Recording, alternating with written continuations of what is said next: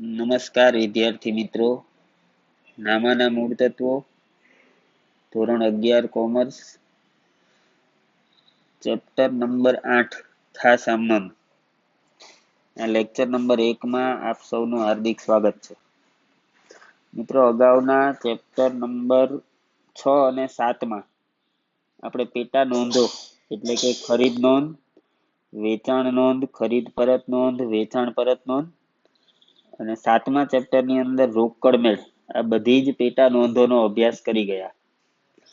હવે ખાસ આમનોંધ એટલે એમાં નવું કંઈ શીખવાનું નથી તમારે. ખાસ આમનોંધ એટલે તમે આમનોંધ લખતા તમને આવડે છે એ જ અહીંયા પણ કરવાનું છે. માત્ર ખાસ આમનોંધ પણ એક પ્રકારની પેટા નોંધ જ છે. એ શા માટે બનાવવામાં આવે છે? તો કે જે વ્યવહારોની નોંધ અન્ય પેટા નોંધોમાં નથી થતી, અથવા તો જે વ્યવહારો નોંધવા માટે અન્ય પેટા નોંધો નથી રાખવામાં આવતી, એવા વ્યવહારોને નોંધવા માટે ખાસ આમનોંધ તૈયાર કરવામાં આવે છે. એટલે ખાસ આમનોંધ શા માટે તૈયાર કરવામાં આવે? તો કે જે વ્યવહારો અન્ય પેટા નોંધમાં નોંધાતા નથી, એ વ્યવહારોને નોંધવા માટે તૈયાર કરવામાં આવે છે. શું? તો કે ખાસ આમનોંધ. ખાસ આમનોંધનું ફોર્મેટ આમનોંધ જેવું જ છે, એટલે કે તમારે આમનોંધ જ લખવાની છે.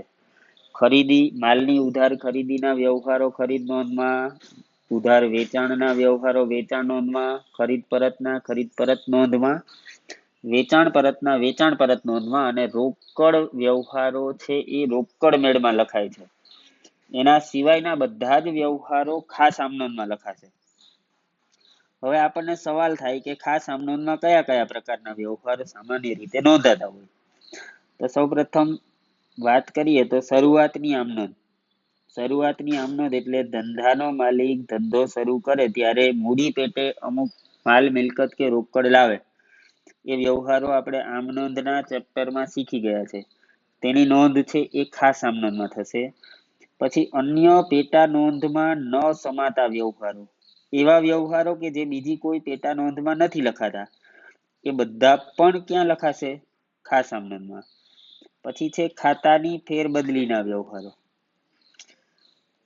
ખાતાની ફેરબદલીના વ્યવહારો છે એની નોંધ પણ ક્યાં થશે? ખાસ આમનોંધમાં. પછી છે આખર નોંધો, હવાલા નોંધો અને ભૂલ સુધારણા નોંધો. હવે અહીંયા હું તમને સ્પષ્ટતા કરી દઉં કે આ આખર નોંધો અને હવાલા નોંધો છે એનો અભ્યાસ આપણે વાર્ષિક હિસાબનું ચેપ્ટર છે આ બીજા ભાગમાં, એની અંદર કરીશું. એટલે એના વિશે અત્યારે ચર્ચા કરવાથી કોઈ ફાયદો નથી. અને ભૂલ સુધારણા નોંધ છે તો એનું એક અલગથી ચેપ્ટર છે ભાગ 2 ની અંદર, એના વિશે પણ આપણે ડિટેલમાં ત્યારે ચર્ચા કરીશું. એટલે અત્યારે આપણે અભ્યાસ કરવાનો છે આ 3નો, બરાબર. અને એની આમનોંધ લખતા શીખવાની છે. અને એ આમનોંધો બધી જ લખતા તમે અગાઉ શીખી જ ગયા છો, એટલે વિશેષ કંઈ નથી. બહુ ઈઝી ચેપ્ટર છે, બહુ નાનું ચેપ્ટર છે, અગાઉ ભણી ગયા છો એનું રિવિઝન જ છે. ચાલો સૌપ્રથમ વાત કરીએ શરૂઆતની આમનોંધ. ફરી એક વખત રિપીટ કરી લઈએ જેથી કરીને તમારું રિવિઝન પણ થઈ જાય અને તમને ખ્યાલ આવે. અહીંયા એક ઉદાહરણ આપેલું છે. વિરેન્દ્ર ધંધો શરૂ કરવા માટે 15,000 રોકડા, 10,000 નું ફર્નિચર, 8,000 નો માલ સ્ટોક અને 5,000 અંગત દેવા અને 3,000 ના અંગત લેણા ધંધામાં લાવ્યા. આ અંગેની ખાસ આમનોંધ લખો. તો શ્રી વિરેન્દ્રની ખાસ આમનોંધનું ફોર્મેટ દોરી લો. તારીખ, વિગત, ખાપા, ઉધાર રૂપિયા અને જમા રૂપિયા. હવે અહીંયા એક ધ્યાન એટલું રાખવાનું છે તમારે કે આ જે ધંધો શરૂ કરવા માટે 15,000 રોકડા લાવેલા છે ને, એની નોંધ તમને બધાને ખબર છે. ક્યાં થશે રોકડ વ્યવહારની નોંધ? તો કે રોકડ મેળમાં.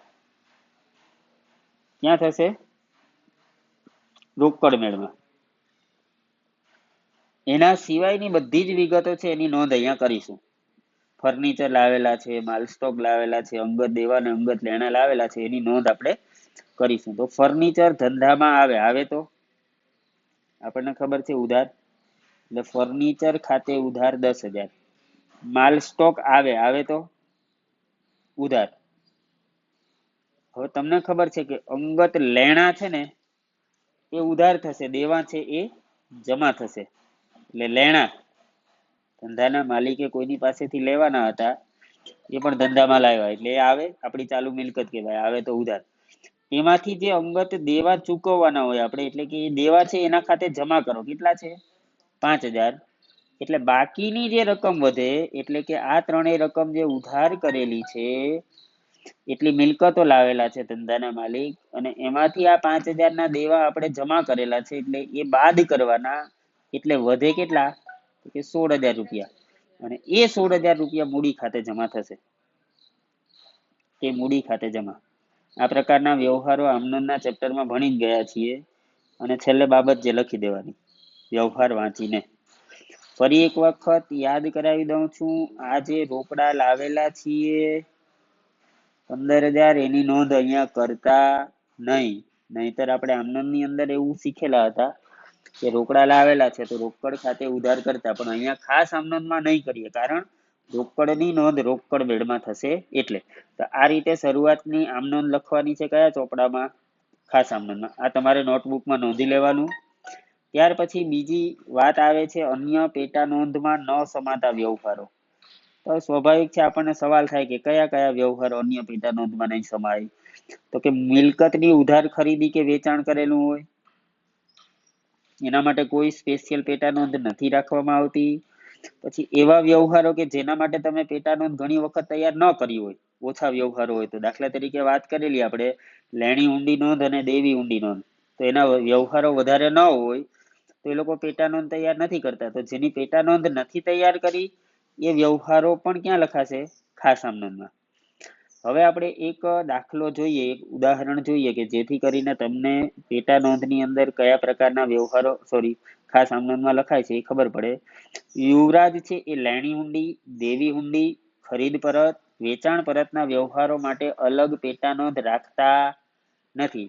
તો આ વ્યવહારો ક્યાં લખવાના છે તમારે? ખાસ આમનોંધમાં. તો આપણે ખાસ આમનોંધમાં આ વ્યવહારોને નોંધવાના છે, એટલે તમારે યુવરાજની ખાસ આમનોંધનું ફોર્મેટ દોરી લેવાનું. આ બધી વિગતો જે પ્રમાણે લખીએ છીએ તે પ્રમાણે લખી અને ખાના દોરી લેવાના. પહેલો વ્યવહાર વાંચીએ. મયુર નામના દેવાદાર પર લખેલી લેણાની વસૂલાત માટે 8,000 ની હુંડી લખી, જે તેણે સ્વીકારીને પરત કરી. હવે હુંડીનો કન્સેપ્ટ છે ને, આમ જોઈએ તો હુંડીનું એક બીજા ભાગની અંદર અલગથી પ્રકરણ છે, ચેપ્ટર છે. પણ અત્યારે હું થોડુંક તમને હુંડી વિશે જણાવી દઉં કે હુંડી શું છે. એક સિમ્પલ એક એક્ઝામ્પલ લઈએ આપણે. એના માટે થોડુંક હું પેઇન્ટિંગ કરીશ. આમ તો હું સારો પેઇન્ટર નથી, પણ છતાં સારું પેઇન્ટિંગ કરવાનો પ્રયત્ન કરું છું.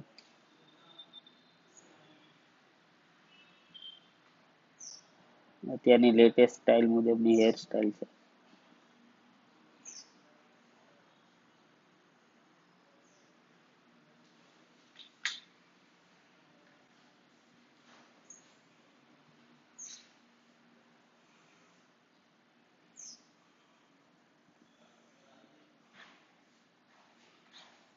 આ ધંધો છે, એટલે કે આપણો ધંધો છે, બિઝનેસ છે.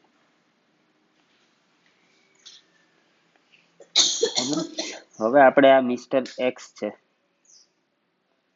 અથવા તો એને નામ આપી દઈએ અમન. હવે અહીંયા ધ્યાન આપજો. આપણે આ અમનને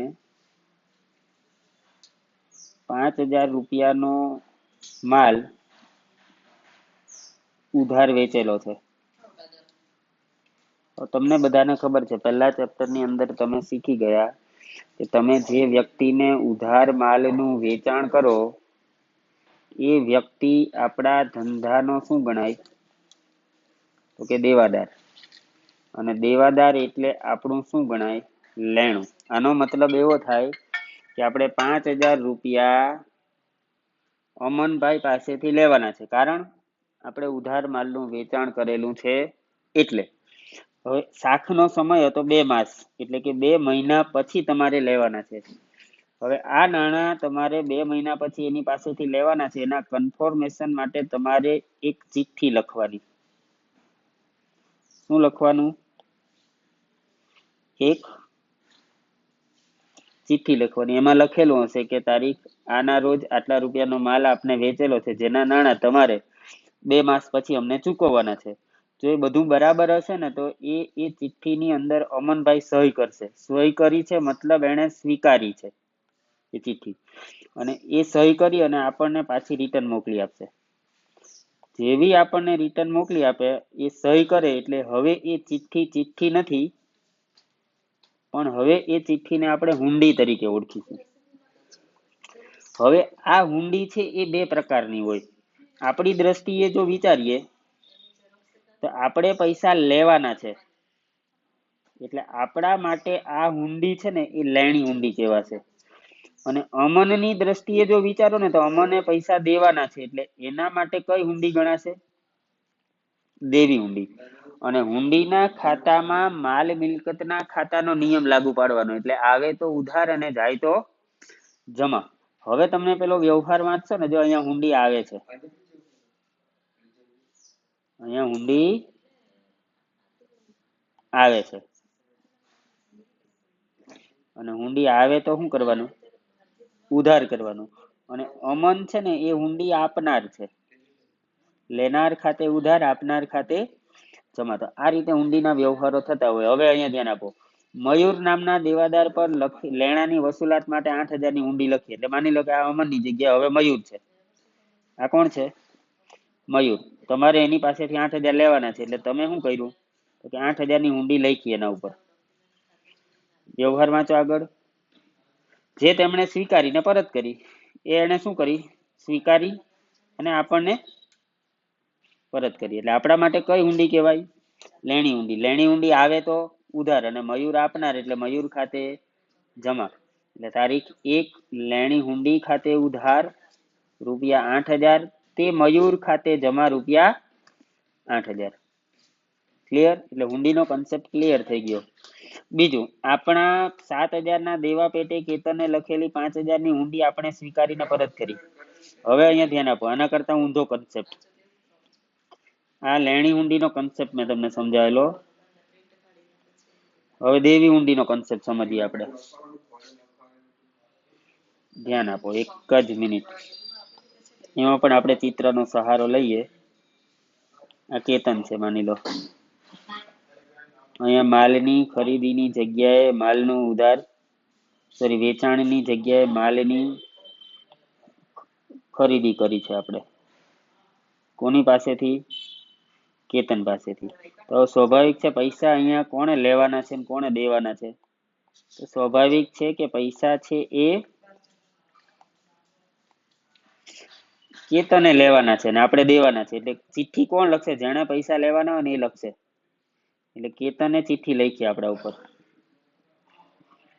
એમાં શું લખેલું હશે? તો કે આટલા રૂપિયા તમારે અમને 2 મહિના પછી આપવાના છે. બરાબર? તો બધું જો ઓકે હશે તો આપણે શું કરશું? એમાં સહી કરશું, મતલબ સ્વીકાર કરી અને પાછી રિટર્ન મોકલી આપશું. એટલે હવે સહી કરો એટલે એ ચિઠ્ઠી નહીં, પણ હવે હુંડી છે. આપણે પૈસા દેવાના છે એટલે આપણા માટે દેવી હુંડી, સામેવાળાએ પૈસા લેવાના છે એટલે લેણી હુંડી. અને જે વ્યક્તિની પાસેથી તમે ઉધાર માલની ખરીદી કરેલી હોય એને લેણદાર કહેવાય. શું કહેવાય? એટલે કે આપણે પૈસા દેવાના હોય એમને. બરાબર? હવે અહીંયા જો અહીંયા હુંડી જાય છે, હુંડી જાય છે તો શું કરવાના? જમા કરવાના. અને કેતન લેનાર છે તો એના ખાતે ઉધાર કરવાના. એટલે અહીંયા ધ્યાન આપો, આ જે બીજી તારીખનો વ્યવહાર છે, બીજા નંબરનો વ્યવહાર છે, એમાં કેતન લેનાર છે તો કેતન ખાતે ઉધાર 5,000, તે દેવી હુંડી જાય છે તો જમા કરો 5,000. 3 તારીખ મયુરે સ્વીકારેલી હુંડી પાકતી તારીખે નકરાઈ. હુંડીની પાકતી તારીખ એટલે જે તારીખે હુંડીની મુદત પૂરી થતી હોય એને પાકતી તારીખ કહેવાય. એ તારીખે હુંડી સ્વીકારનારે પૈસા આપવાના હોય. દાખલા તરીકે આ મયુર છે, એને પાકતી તારીખે આપણે હુંડી લઈને એની પાસે ગયા એટલે એને આપણને નાણાં આપવાના હોય. પણ એ નાણાં આપવાની ના પાડી દે ને તો હુંડી નકરાઈ કહેવાય. શું કહેવાય? અને જ્યારે હુંડી નકરાય ત્યારે જેવી રીતે ચેક બાઉન્સ થાય ને એવી રીતે હુંડી પણ નકરાય. હુંડી નકરાય તો તમે જે પહેલા જે નોંધ કરેલી હોય, મયુરે જે દિવસે હુંડી સ્વીકારેલી ત્યારે જે નોંધ કરેલી ને એના કરતા ઉલટી નોંધ કરવાની. ઉલટી એટલે જે જમા કરેલું છે તે ઉધાર અને ઉધાર કરેલું છે તે જમા. એટલે અહીંયા 3 તારીખે મયુર ખાતે ઉધાર કરી દો અને લેણી હુંડી ખાતે જમા કરી દો 8,000 રૂપિયા. બરાબર. ત્યાર પછી 4,000 નો માલ ચેતનને પરત કર્યો. આ માલ 3 માસની મુદત પર ખરીદવામાં આવ્યો હતો. ચેતનને પરત કર્યો મતલબ ચેતન પાસેથી ખરીદેલો માલ પરત કરો તો માલ જાય તો જમા, અને ચેતન લેનારો એટલે ચેતન ખાતે ઉધાર તે ખરીદ પરત ખાતે જમા. આ તો એકદમ સિમ્પલ વ્યવહાર છે. અને છેલ્લો, પ્રણવે 2,000 નો માલ પરત કર્યો જે આપણે 2 માસની મુદતે શાક પર વેચેલો હતો. વેચેલો માલ પરત આવે તો ઉધાર એટલે વેચાણ પરત ખાતે ઉધાર 2,000, તે પ્રણવ ખાતે જમા, પ્રણવ આપનાર ગણાય 2,000, અને છેલ્લે કુલ સરવાળો કરી દેજો. હવે અહીંયા ખરીદ પરત, વેચાણ પરત, દેવી ઊંડી ને લેણી ઊંડીના વ્યવહારો ખાસ આમ નોંધમાં એટલા માટે લખ્યા કારણ કે એની પેટા નોંધો આપણે અલગથી બનાવી નથી, અને જેની પેટા નોંધો તમે અલગથી ન બનાવી હોય, જેનું પોતાનું કંઈ નથી, જે અનાથ છે, એ બધા ખાસ આમ નોંધમાં નોંધાય. બરાબર, એવા બધા જ વ્યવહારો. આ પણ દાખલો તમારે તમારી નોટબુકમાં લખી લેવો. નેક્સ્ટ લેક્ચરની અંદર આપણે આ ચેપ્ટરનો છેલ્લો વિડીયો બનાવીશું અને આ ચેપ્ટર પૂરું થઈ જશે. બહુ નાનું ચેપ્ટર છે, સરળ છે, અગાઉ ભણી ગયા છે તે જ છે. Okay, thank you.